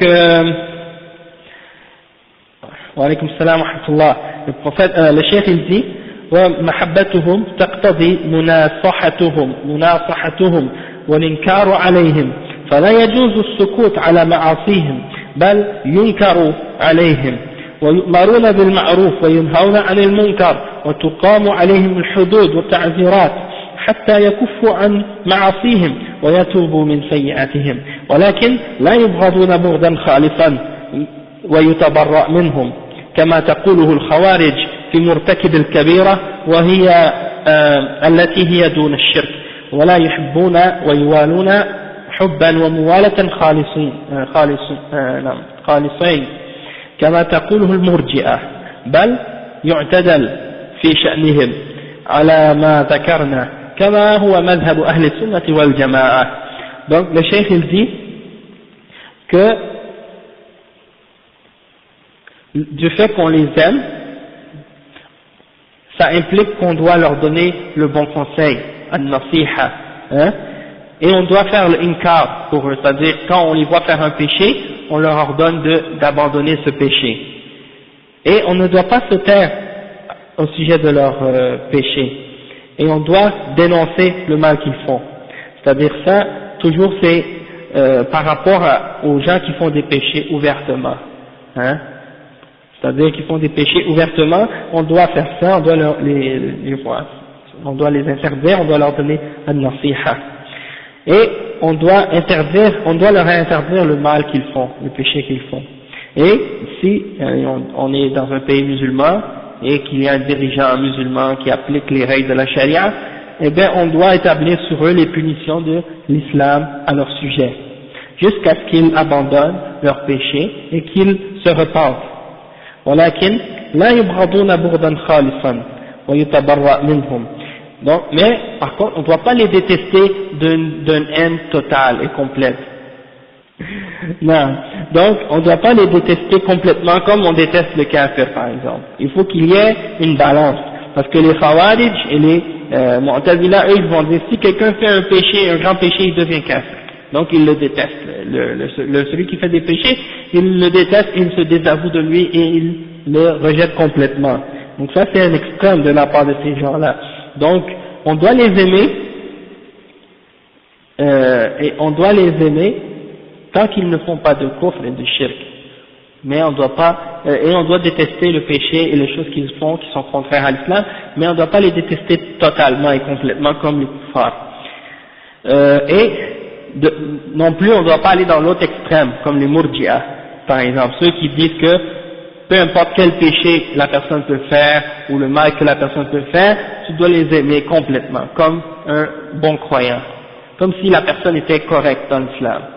Donc ils passent par-dessus ces péchés et ces transgressions de l'islam et ils disent ouais on l'aime et on doit lui parler comme si rien n'était. Ça c'est un autre extrême.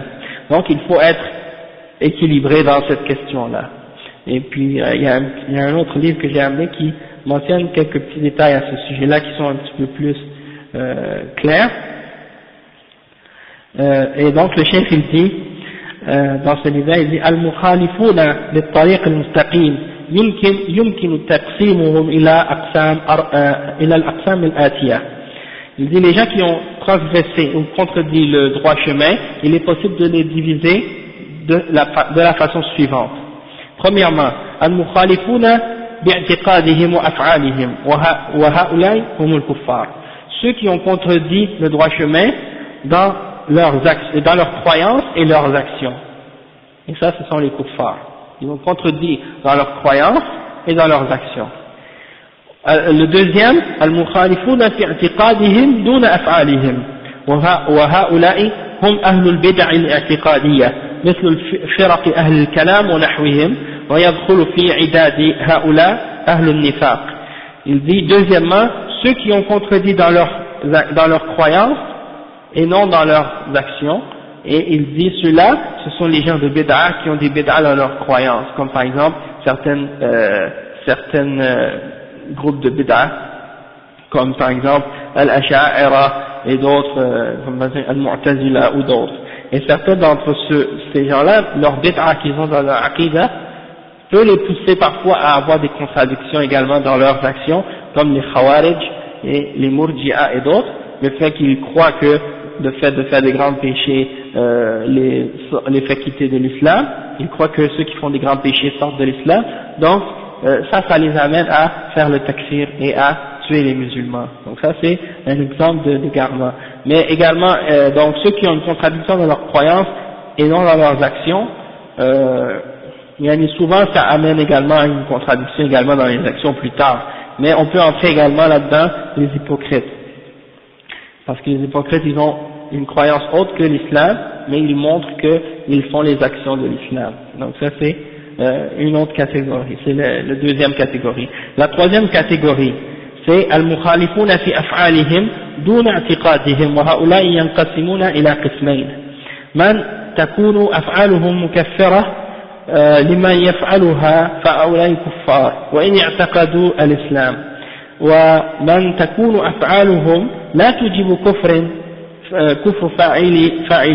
فاعليها فهؤلاء هم عصاة المسلمين وفساقهم ولكن من هؤلاء أسلوب في تعامل معه من حيث الموالاة والمعاداة. Donc il dit que il y a ceux qui ont contredit dans leurs actions mais non dans leurs croyances.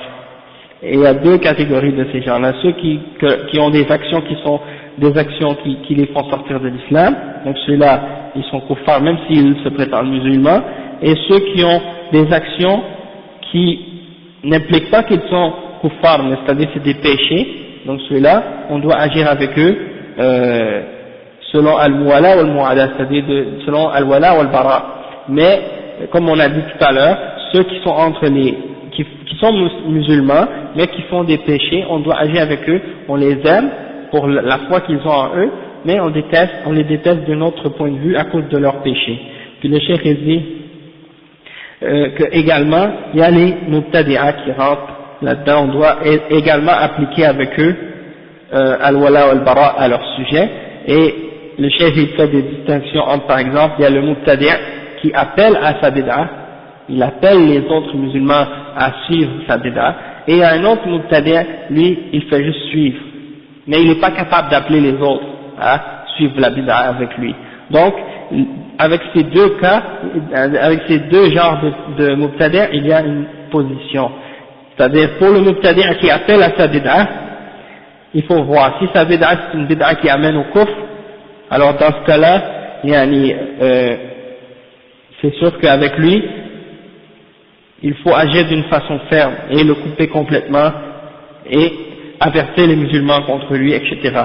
Tandis que si c'est une bid'a qui est pas kufr, mais qui amène les gens à l'égarement, et bien également il faut agir avec lui d'une façon ferme, etc. Et puis, mais c'est moins grave que la bid'a qui amène au kufr. En ce qui concerne le mubtadi' qui suit la bid'a mais qui ne sait pas comment appeler les autres à la bid'a, et bien avec lui, il faut utiliser la douceur et la sagesse, essayer de la ramener et de lui expliquer, de lui parler comme il faut, si c'est possible, pour qu'il quitte sa bid'a et qu'il revienne à l'islam. Wa alaykum salam wa rahmatullahi wa barakatuh. Donc souvent c'est des gens qui ne savent pas, il faut essayer d'être sage avec lui et de l'appeler avec sagesse. Et donc pour certains, dans certains cas même, il peut être nécessaire de les couper complètement et de faire ce qu'on appelle al-hajr, c'est-à-dire de les éviter et de s'éloigner d'eux complètement. Et des fois il y a des musulmans qui comprennent pas ce principe-là, ils mélangent parce qu'ils disent bon on est tous des musulmans et étant donné qu'on est tous des musulmans, il faut tous qu'on agisse entre nous comme des frères. Et c'est vrai que à la base, les musulmans, on est des frères et qu'on agit entre nous comme des frères et on se dit le salam, etc. Sauf que pour un mubtadi' qui appelle à sa bid'a et qui refuse de quitter sa bid'a, même si on lui a donné le conseil et tout, eh ben, dans la sunna, on doit couper cette personne. Et on a le droit, même les ulama ont dit qu'on ne doit même pas lui adresser le salam. Même s'il nous répond, on ne lui répond pas.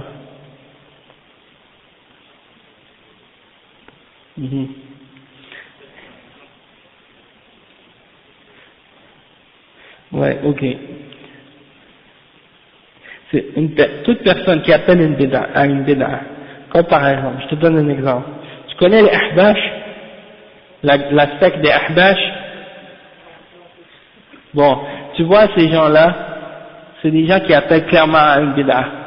Ils appellent les gens à adorer les morts, ils appellent les gens à faire le shirk, ils appellent les musulmans à nier les attributs d'Allah subhanahu wa ta'ala et toutes ces choses-là. Ces gens-là, si tu vois par exemple, tu connais un d'entre ces gens-là qui est un ambi, c'est-à-dire il n'appelle pas à la bid'a. Il a la bid'a mais il n'appelle pas les gens à cette bid'a. Tu l'appelles, tu lui expliques, tu lui donnes des conseils, etc. Tu vois que la personne, elle persiste dans cette bid'a et tout, elle veut pas écouter, et qu'après elle commence à essayer de t'inviter à cette bid'a et tout, donc tu peux couper cette personne. Ou celui qui appelle à cette bid'a, tu sais que il a une influence et qu'il parle bien, qu'il est capable d'influencer les gens, tu peux avertir les musulmans que tu connais de pas écouter cette personne.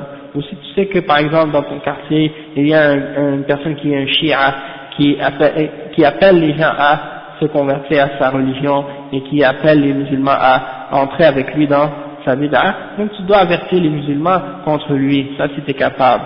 Mais comment je pourrais dire, il faut toujours voir, des fois il y a une maslaha. Wa alaykum salam wa rahmatullah.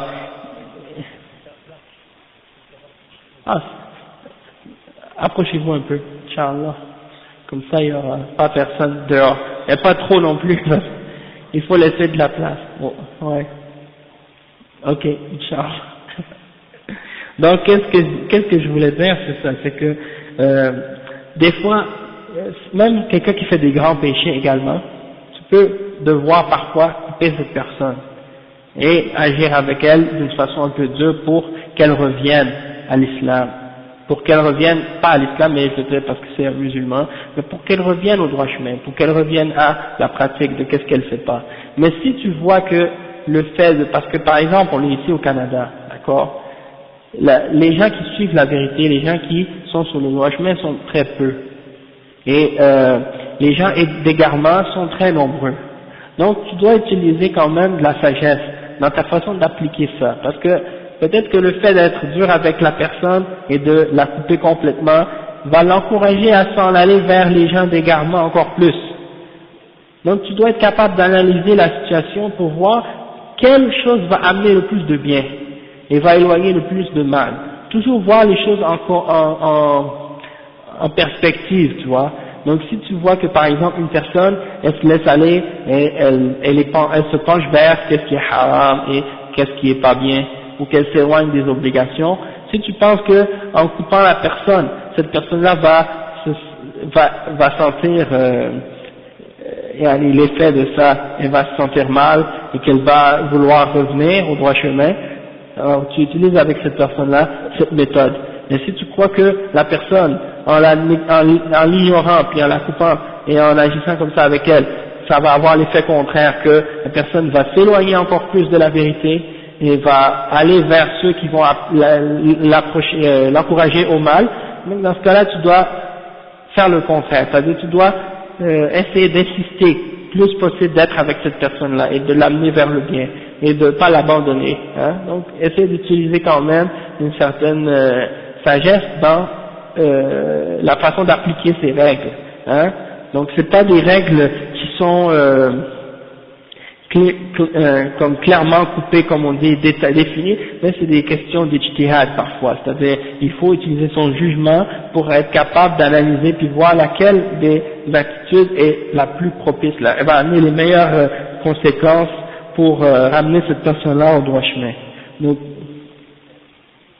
bien entendu, il faut connaître les bid'a, la sunna, mais aussi également pour la personne qui fait des péchés ou des choses haram, hein, il faut voir aussi la situation. Le cheikh dit والحب في الله والبغض في الله أوثق عرى الإسلام والمرء مع من أحب يوم القيامة كما في الحديث. Donc le cheikh il mentionne ici deux citations qui sont tirées de certains hadiths qu'il va mentionner, c'est-à-dire que la plus grande partie de l'islam, le câble le plus solide de l'islam ou de la foi, c'est de faire d'aimer pour Allah et de détester pour Allah. Donc quand tu aimes pour Allah et que tu détestes pour Allah, ça c'est parmi les plus importants principes de la foi. Wa alaykum salam. Que tu aimes pour Allah, que tu détestes pour Allah, et que tu aimes ce qu'Allah aime et que tu détestes ce qu'Allah déteste. Ça c'est les choses qui font partie des fondements de la foi. Si quelqu'un n'a pas ça, il y a un problème dans sa foi.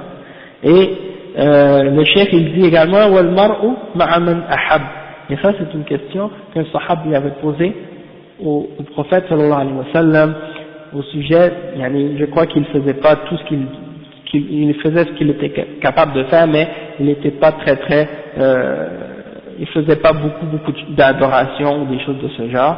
Donc il voulait savoir est-ce qu'il allait quand même voir le prophète sallallahu alayhi wa sallam et les sahaba au paradis, des choses de ce genre. Et le prophète sallallahu alayhi wa sallam lui a répondu al mar'u ma'a man ahab, c'est-à-dire l'homme sera avec ceux qu'il aime, hein.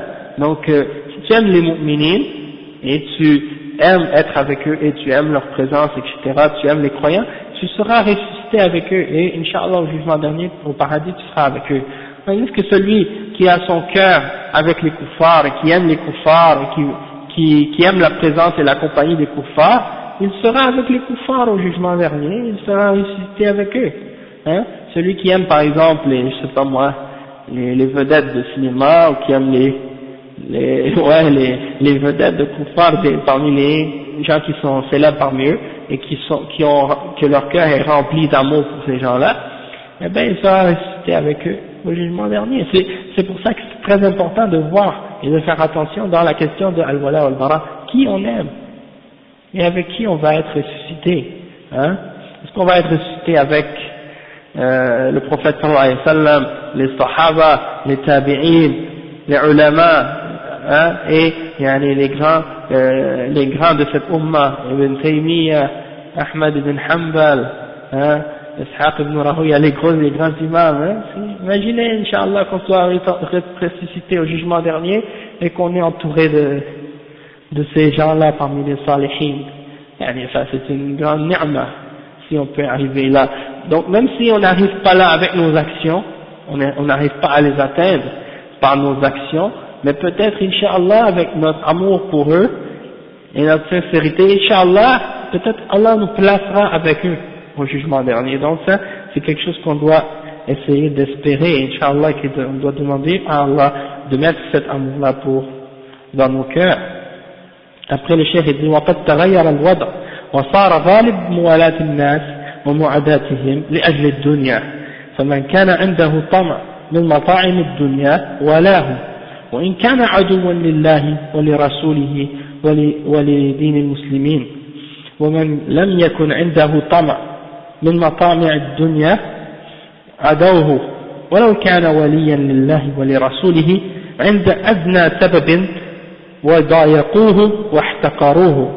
Ça, qu'est-ce que le cheikh il décrit ici là, c'est une triste réalité de qu'est-ce qui se passe actuellement dans la vie de beaucoup de musulmans. Allah musta'an. Le cheikh il dit que la situation actuellement elle a changé parmi les musulmans et c'est rendu que la plupart des gens ils s'allient avec des gens et ils s'opposent à d'autres uniquement pour la dunya. Uniquement pour la dunya. Donc celui qui trouve il trouve chez quelqu'un quelque chose parmi les choses qu'il aime dans la dunya, il s'allie à cette personne-là, même si c'est le plus grand ennemi d'Allah, de son messager et de la religion des musulmans.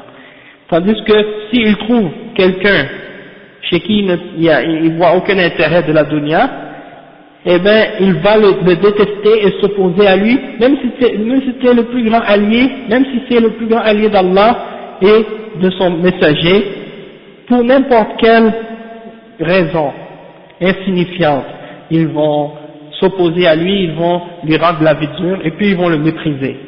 Malgré que c'est une personne qui aime Allah et son messager et qui fait beaucoup d'efforts dans le din ou des choses de ce genre. Donc, les rapports de jugement, comment les gens s'allient et s'opposent aux musulmans ou les musulmans entre eux, souvent c'est rendu pour la dunya, ou bien pour des causes de dunya, comme pour l'argent, ou pour la nationalité, ou pour des trucs de ce genre. Hein?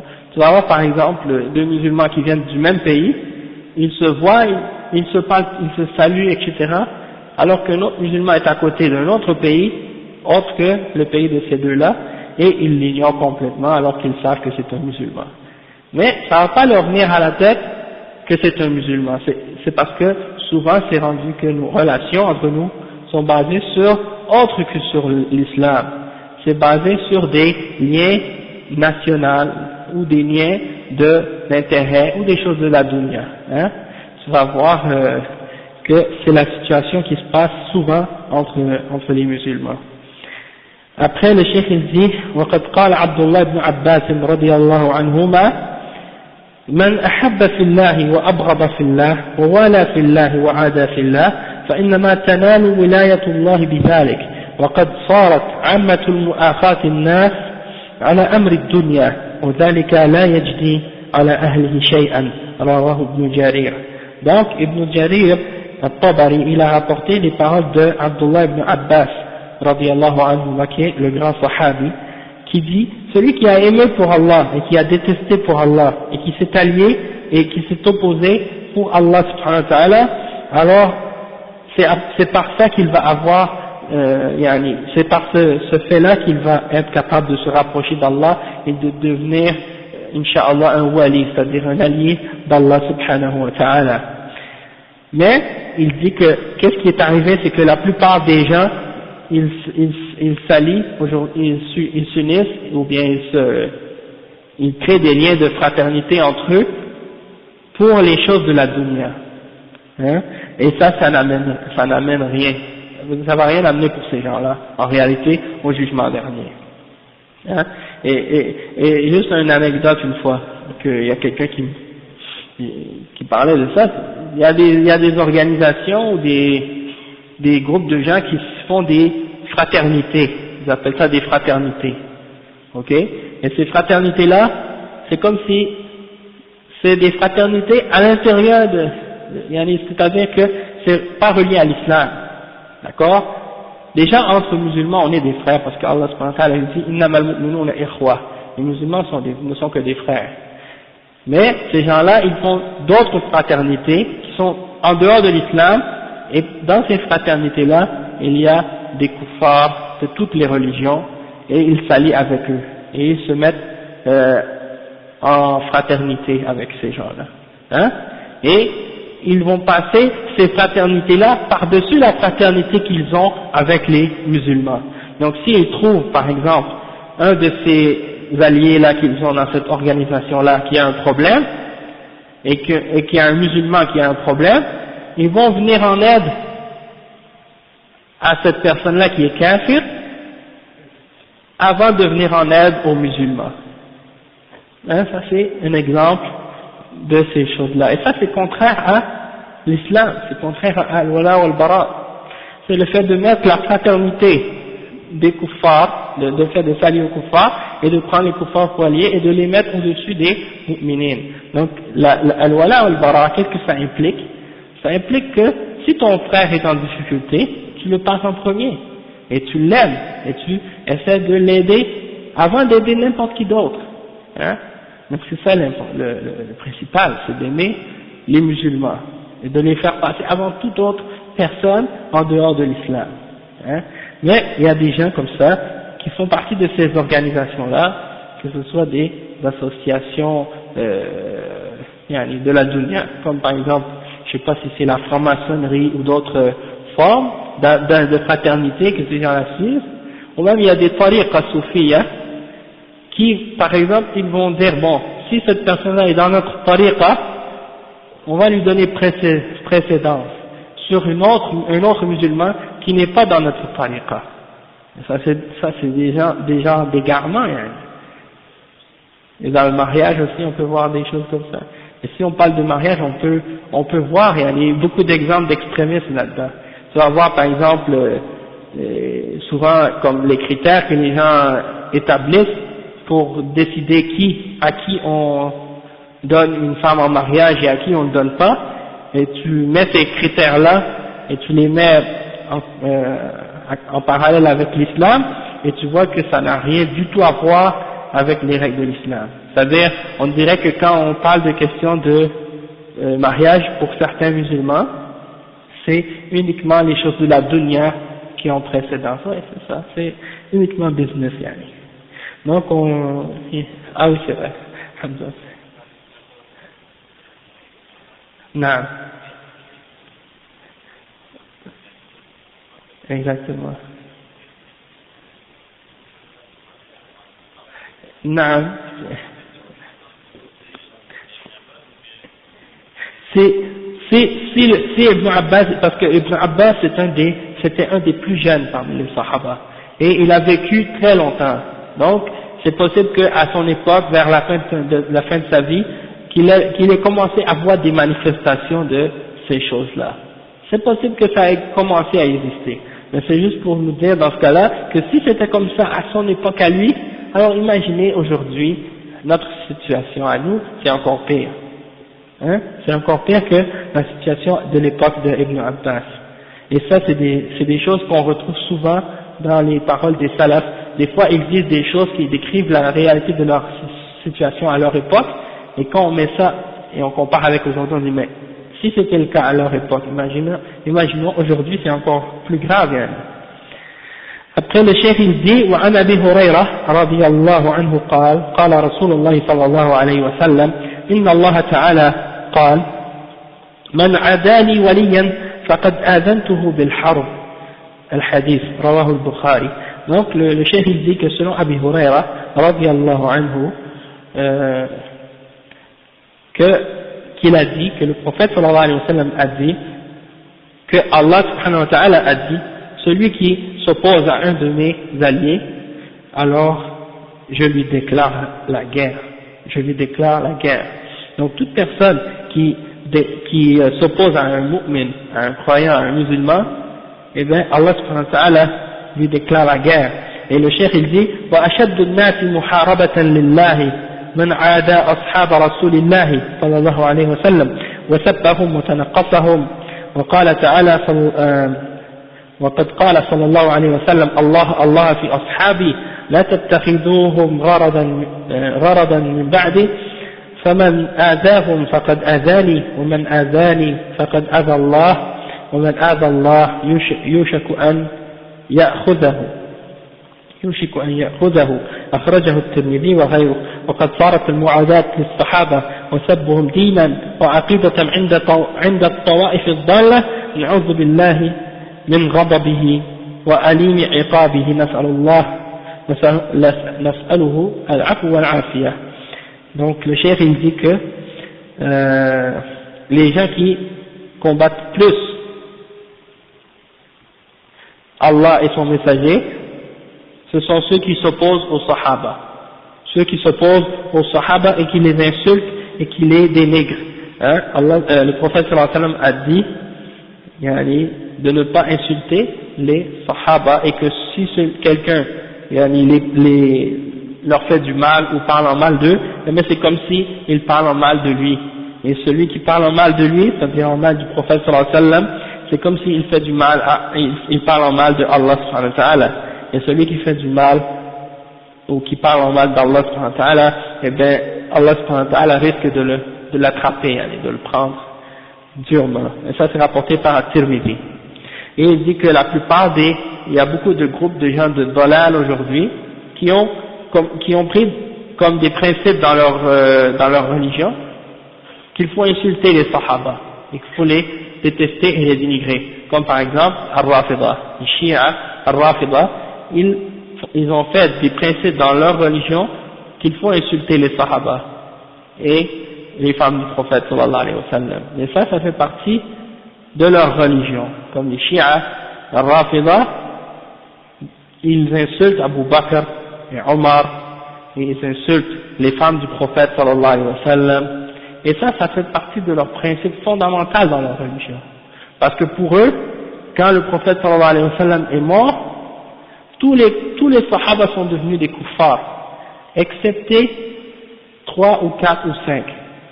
Et il y en a qui disent différents noms. Donc, ils disent qu'ils sont tous devenus des murtaddoun, parce qu'ils n'ont pas mis Ali, radiyallahu anhu, comme khalifa.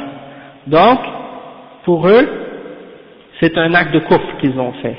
Et donc, dans leur religion, ils les insultent, et ils souhaitent que leur imam Mahdi revienne vers la fin des temps pour faire sortir Abu Bakr et Omar de leur tombe et de les accrocher à un arbre et de les faire revenir en vie pour les torturer indéfiniment comme ça. Et ça c'est écrit dans leurs livres.